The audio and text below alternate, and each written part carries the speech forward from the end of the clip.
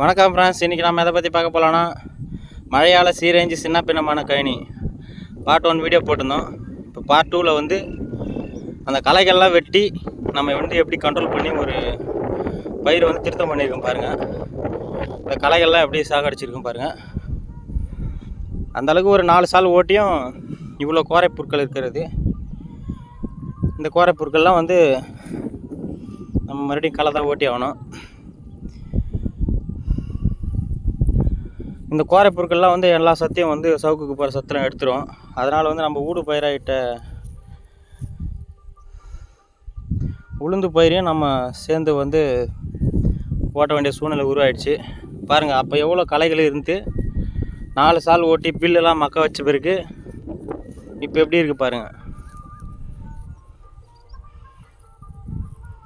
இப்போ நம்ம ஓட்டின பூமி வந்து எப்படி இருக்குது பாருங்கள். சவுக்கு பயிர் வைக்கிறதுனா சாதாரண விஷயம் கிடையாது. அதில் களை மேலாண்மைன்றது ரொம்ப முக்கியமான ஒரு விஷயம்.